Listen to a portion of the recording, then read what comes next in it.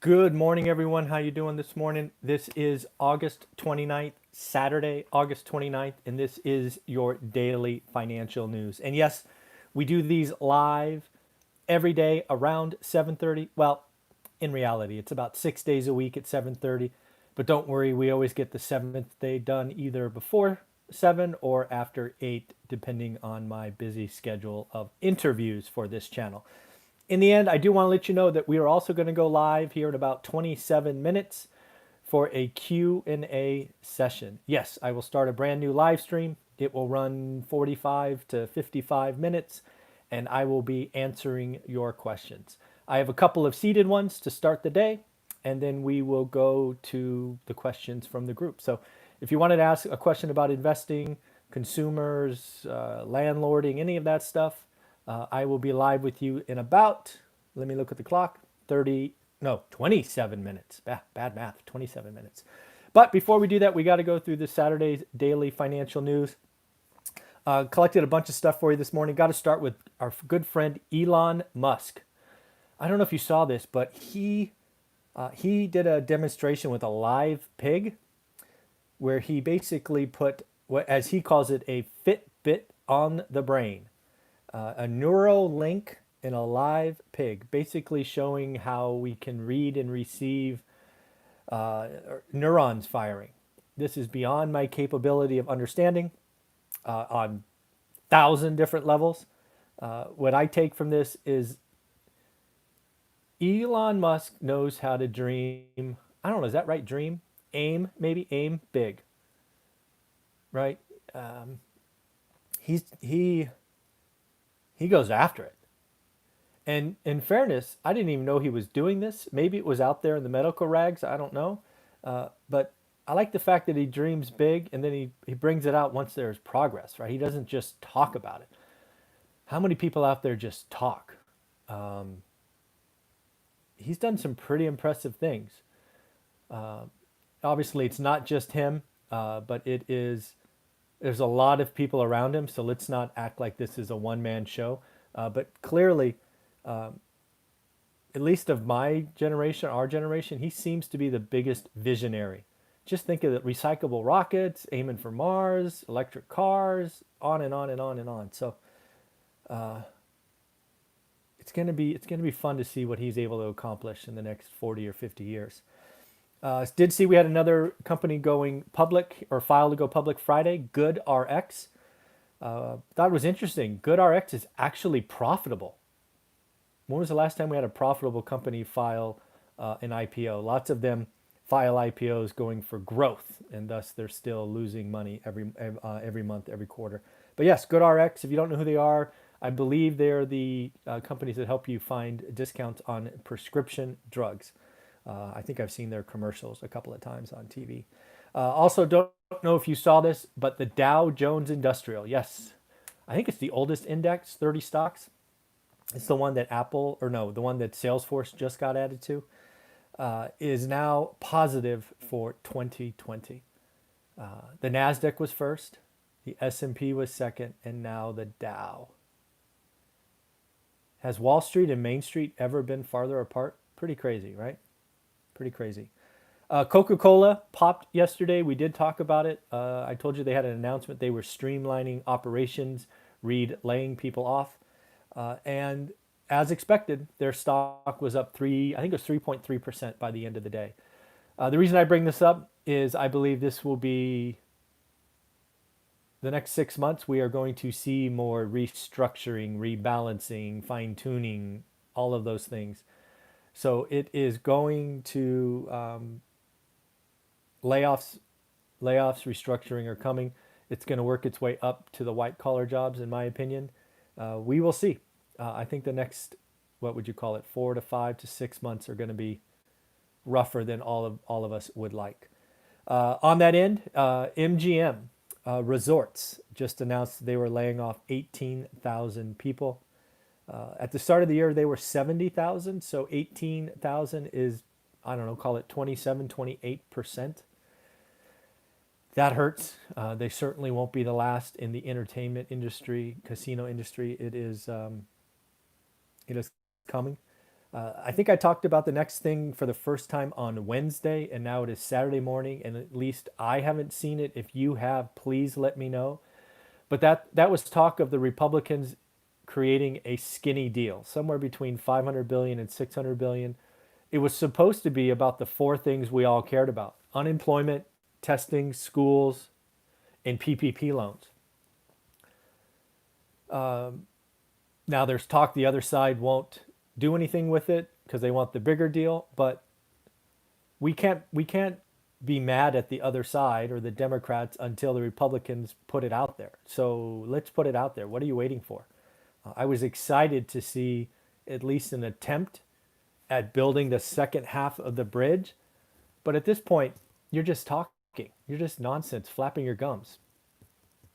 Do it already. I mean, come on. Anyways, done a little bit more research about why Walmart would want to buy or be a part of TikTok. They actually wanted to be the majority owner. We talked about this yesterday. They went to Alphabet, Microsoft, and one other I forget. And basically, what the analysts are saying is in China, basically social commerce has taken off, and TikTok or their version of TikTok is a big proponent of it.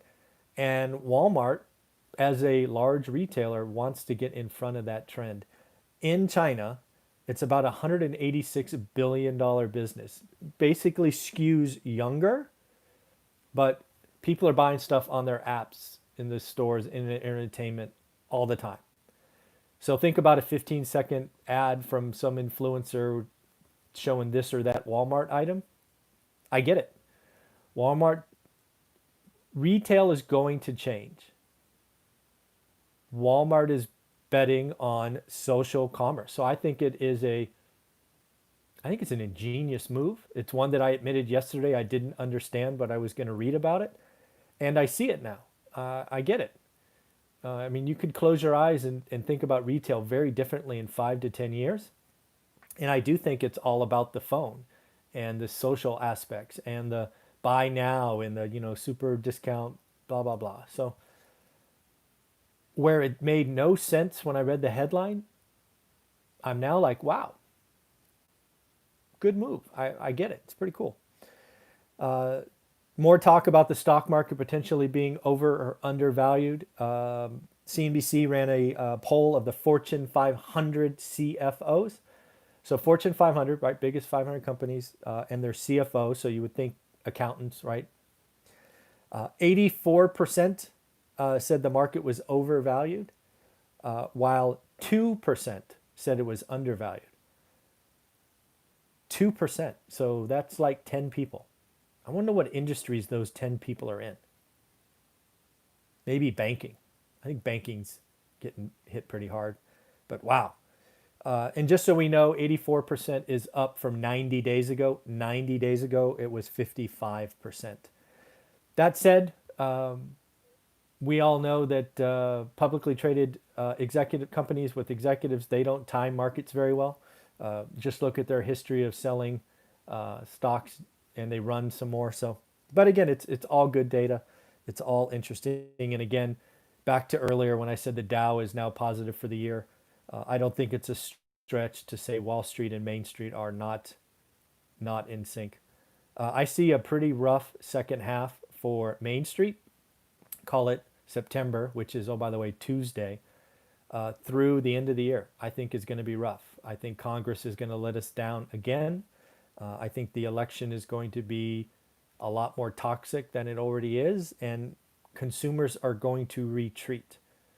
That doesn't necessarily mean the stock market goes down, right? The stock market doesn't trade beauty salons and local restaurants and things of that nature. So who knows?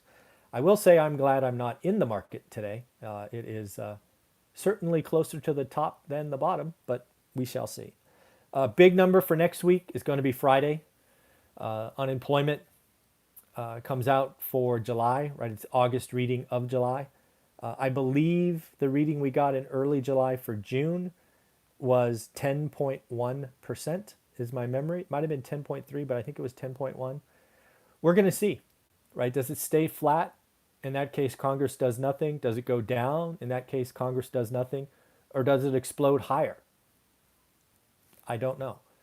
We have seen new unemployment claims, which come out every Thursday, go above seven figures or a million again, which is not a good sign. But continuing claims have continued to come down, which is good and probably the more important number. Yeah, it's still amazing. We can't get used to 10% unemployment, which is just unacceptable, right? We can't get used to a million unemployment claims a week. It's unacceptable, but we shall see. Anybody seen Biden lately? Again, he seems to be playing prevent defense and hiding in his basement. I did see where his VP came out and did a speech this week, but where is he? You know, we need to hear from you. If you are the man running for office, where are you? Let's hear from you. Let's, if you're going to be the positive side of the equation, let's hear from you and not just wait for election day and see what happens. Prevent defense is not a great plan. And I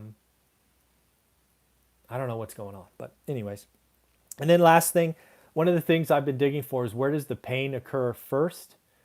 And I think pain's going to show up in hotels first. I just saw that there was a hotel in Vancouver, Canada, that just went bankrupt. The hotel has 3.6 million in liabilities, 840K in assets. It's starting, and this is worldwide, right? Don't think this is only the U.S. This particular example comes from Canada. I think hotels are where people will be restructuring debt first and selling assets and all of that. So it is going to be interesting what is going on. Remember, we are going to do a live session here in about 16 minutes to answer your questions. I'm going to sign off for today. Remember, these daily shows are for you. It's about your money, your investing. So join. Have a wonderful day. And if I don't talk to you again, have a great weekend. Bye.